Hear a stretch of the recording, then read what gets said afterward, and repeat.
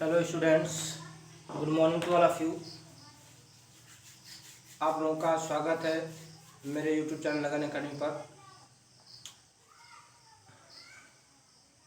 Hello students, good morning to all of you. कैसे आप सभी लोग? Welcome to my YouTube channel. Students, हर रोज़ की तरह आज पुनः हम लोग फिर अगली श्रृंखला में अपनी अगली क्लास में उपस्थित हैं। जैसा कि आप सभी जानते ही हैं कि पहले क्लास में हम नाउन पढ़ लिए हैं, आज नाउन के प्रकार पढ़ेंगे। मैं क्लास शुरू होने से पहले यह बताना चाहता हूं कि आप वीडियो को अंत तक देखें, और दूसरी बात कि मैं आपसे क्षमा चाहता हूं इस बात से कि इसमें जो साउंड आते हैं मित्रों, मैं उसके लिए क्षमा चाहता हूं, क्योंकि यहाँ पर मेन रोड के पास ही मेरा घर है, इसलिए गाड़ी आती जाती रहती है, इसलिए साउंड होता है। अभी सारी व्यवस्था अटेंडम में हुई है। मेरा लक्ष्य नहीं था यूट्यूब पर आने का, हालांकि सभी बच्चे, ये सारे बच्चों का योगदान है, उन्होंने ये सब कुछ किया है, तो थोड़ा एडजस्ट कीजिएगा बस। अब समय नहीं गवाऊंगा, यानी समय बहुत कम है हम लोग पास। चलिए आज पढ़ते हैं काइंड्स ऑफ नाउन। तो स्टूडेंट्स, काइंड्स ऑफ नाउन अर्थात नाउन के प्रकार, है ना। कितने प्रकार के नाउन, तो आप इसे जानते हैं कि 5 प्रकार के होते हैं, है ना। पहला प्रॉपर नाउन, दूसरा कॉमन नाउन, तीसरा कलेक्टिव नाउन,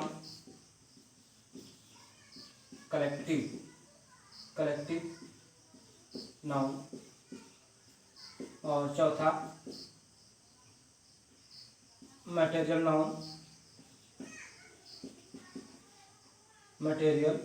नाउन, और पांचवा आपका एब्स्ट्रैक्ट नाउन। स्टूडेंट्स, ये पांचों आपके प्रकार हैं, जिनमें से हम आज केवल एक टॉपिक पढ़ेंगे और इन पांचों टॉपिक को बारी बारी से क्रम से पढ़ेंगे। पहला आज हमारा प्रॉपर नाउन है। आइए इसे परिभाषा के थ्रू यानी डेफिनेशन के थ्रू से समझते हैं, है ना। इसमें आपका पहला है proper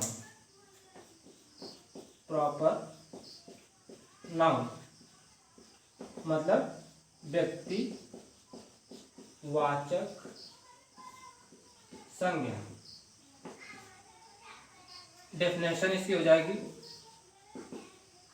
definition proper noun is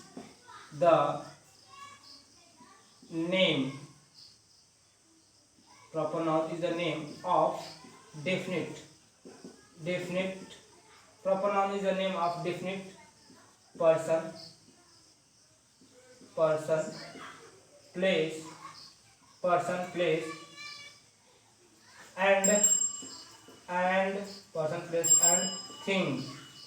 and thing। मित्रों, यहाँ तक ये आपका डेफिनेशन हो गया। इसका हिंदी भी जानना यानी हिंदी परिभाषा जानी तो ये हो जाएगा कि किसी निश्चित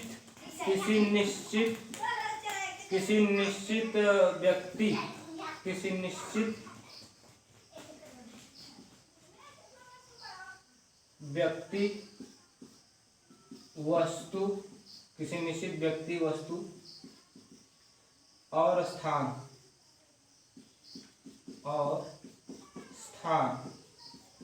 के नाम को, या का कर दीजिए, कि नाम का, यानी किसी निश्चित व्यक्ति वस्तु और स्थान के नाम का को व्यक्तिवाचक संज्ञा कहते हैं। यहाँ नाम पहले मेंशन कर दिया ना, इसलिए जैसे मैं ये कहना चाह रहा था कि किसी व्यक्ति वस्तु और स्थान का नाम व्यक्तिवाचक संज्ञा होता है ना। तो किसी व्यक्ति वस्तु स्थान का नाम व्यक्तिवाचक संज्ञा से बना दीजिए। व्यक्तिवाचक संज्ञा का किसी व्यक्ति वस्तु स्थान का नाम व्यक्तिवाचक संज्ञा है। ये हो गया आपका हिंदी में। जैसे एग्जांपल लेते हैं, राम, और प्लेस में लेते हैं वाराणसी, और तीसरा आपका है रेनॉल्ड। आप पूछेंगे सर ये रेनॉल्ड क्या है? तो विद्यार्थियों यह बहुत अच्छी पेन है।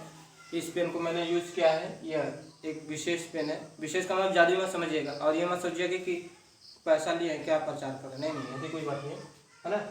बहुत अच्छी पेन है। तो ये वस्तु का नाम है जो इस परिभाषा के अंतर्गत, जैसा कि इसमें दिया गया, किसी निश्चित व्यक्ति वस्तु और स्थान का नाम व्यक्तिवाचक संज्ञा कहलाता है। Proper noun is the name of different person place thing, है ना। जैसे मित्रों ये तो बहुत सरल परिभाषा है, ये हम लोग पढ़ते ही आ रहे हैं पिछली कक्षाओं से ये सब, और आगे भी पढ़ते रहते हैं। इसमें कोई विशेष नहीं है, बस इसमें अब जो विशेष ध्यान देना है वो कुछ नोट है। उस नोट को मैं बताता हूँ, उससे आप ज़रा देखिएगा। इसे नोट डाउन कर लीजिए। पहले मैं हट जाता हूँ और आप लोग कापी कलम लेकर बैठा करें, क्योंकि नोट और ये जो है कि परिभाषा, ये सारी चीज़ें आपके परीक्षा में बहुत महत्वपूर्ण होने वाले हैं। ठीक है, देख लीजिए।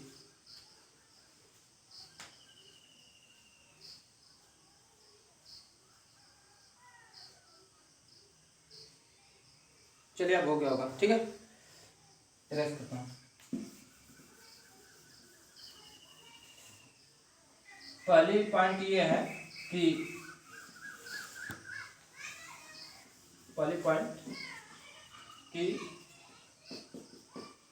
द फर्स्ट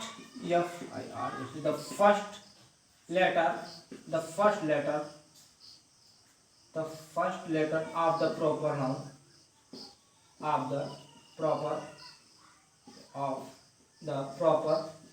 नाउन है ना। The first letter of the proper noun should be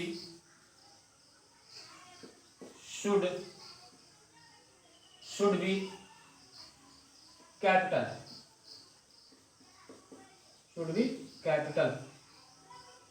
ठीक है, यानी कि आपका जो प्रॉपर नाउन उसका पहला अक्षर बड़ा होना चाहिए, यानी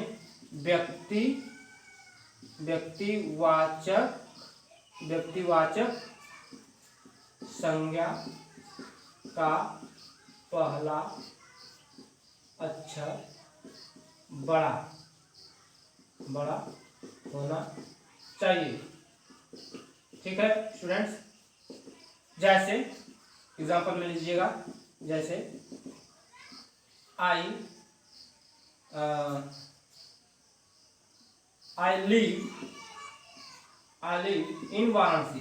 देखिए यहाँ पर ये वाराणसी जो है ये क्या है, ये प्रॉपर नाउन है ना, ये किसी निश्चित विशेष स्थान का नाम है। ठीक है, वाराणसी। ठीक, अब समस्या ये है कि अब यदि आपको ऐसा लग रहा हो कि ये कुछ नई परिभाषा है, नहीं ऐसा कुछ नहीं। बस उसमें एक चीज मैंने अलग कर दिया, उसे मैं सरल भाषा में बनाया कि पार्टिकुलर के स्थान पे डिफरेंट शब्द रख दिया। तो डिफरेंट का मतलब होता है निश्चित, और पार्टिकुलर का मतलब होता है कि विशेष और निश्चित शब्द में कोई मतलब बहुत ज़्यादा भेदभाव नहीं है, सब समान अर्थ में ही प्रयोग किया जाता है। ठीक है, तो यह एक विशेष या कह सकते हैं निश्चित स्थान का नाम है, इसलिए यहाँ पर देखिए इसका कैपिटल लेटर वी लिखा गया है।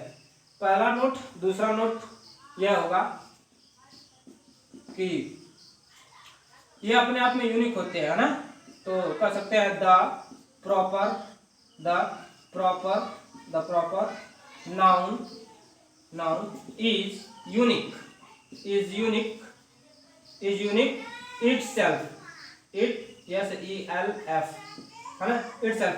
ये अपने आप में क्या है, अपने आप में यूनिक होते हैं। तो यूनिक होते हैं का मतलब जैसे मैंने पहले एग्जाम्पल बताया राम, वाराणसी और रेनॉल्ड, जैसे मैंने बताया ना कि बहुत अच्छी पेन है, इसका इसे मैंने यूज किया। तो ये जो पेन है रेनॉल्ड है, तो ये अपने आप में यूनिक है, या यूं कह सकते। चलो एक साधारण नाम लेते, जैसे राम हो गया, या महात्मा गांधी लिख लीजिए, ठीक है, महात्मा गांधी, ठीक है, गांधी। क्या महात्मा गांधी जैसा बताइए कोई अब तक हुआ है? ये अपने आप में क्या है? यूनिक है ना। मान भी लेता हूँ कि चलिए इनके नाम पे कोई और व्यक्ति होगा, तो क्या इनके जैसे क्षमता होगी, उसके पास कोई क्वालिटी होगी, या उनकी आकृति होगी, शेप होगा वैसा। यानी कि कहने का अर्थ ये है कि एक ही नाम के बहुत सारे व्यक्ति होते हैं, लेकिन उनके रूप, रंग, आकृति, क्षमता ये सब अलग अलग भिन्न भिन्न होते हैं ना, इसलिए उन्हें उन प्रॉपर नाउन के अंतर्गत कैपिटल लेटर में लिखा जाता है। इन्हें जानते हैं, कहा जाता है कि महात्मा गांधी हैज एक्स्ट्राऑर्डिनरी करेज, यानी महात्मा गांधी के पास एक अद्भुत साहस, अदम्य साहस था। और वही तो है इसमें जो यूनिक का मतलब क्या? अद्भुत, बेशकीमती, है ना। तो ये हो गया आपका कि महात्मा गांधी अपने आप में क्या थे? बहुत ही यूनिक थे।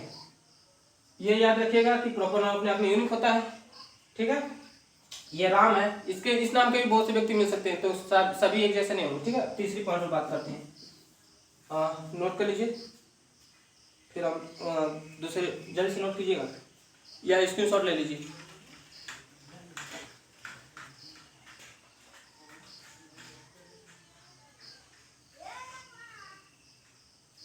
बस अब मिटाते हैं।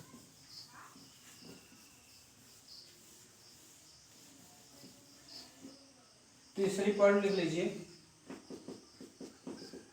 तीसरी पॉइंट में है कि आपका किसी भी प्रॉपर नाउन के पहले कोई आर्टिकल प्रयोग नहीं करते हैं ना, तो does not use any article does not use any article before proper noun, before proper noun। जैसे आपका करें कि शेक्सपियर, है, या ये लिख लीजिए, ये वाला example, Kalidas is the Shakespeare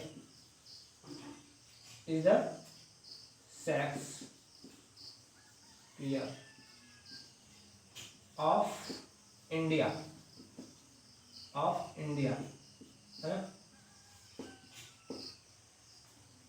तो स्टूडेंट्स देखिएगा, इसमें अगर पहले मैं पूछूं कौन प्रॉपर नाउन है तो आप बता सकते हैं, बिल्कुल कालिदास और यहाँ इंडिया। लेकिन ये क्या है? अब यह प्रॉपर नाउन नहीं रह गया, अब यह कॉमन नाउन में चेंज हो गया, ठीक है। इसे लिख लीजिए, क्या हो जाएगा? कॉमन नाउन, क्योंकि इसके पहले क्या लगा है? इसके पहले आपका लगा है द, ठीक है। तो वही चौथी पॉइंट में मैं लिखाने वाला हूँ कि चौथी पॉइंट में लिख लीजिए कि यदि, यानी if we use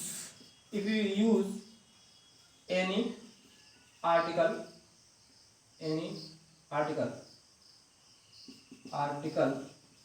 if we use any article before proper noun, ठीक है, it will be change, ठीक है मित्रों, it will be change into common noun,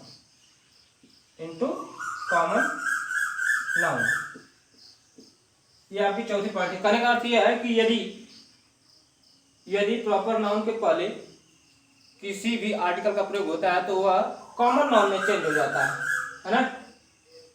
जैसे यहाँ पर देखिए, अब ये कॉमन नाउन में चेंज हो गया है। यहाँ पर कहा गया है कि किसी भी does not use any article before proper noun, है ना।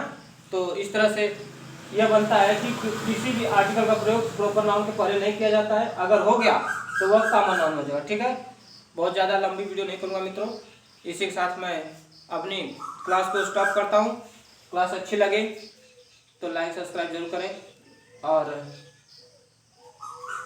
मन से पढ़िए मित्रों। भविष्य बहुत ही, समझ लीजिए कि पढ़ाई के बिना अंधकार में हो जाता है।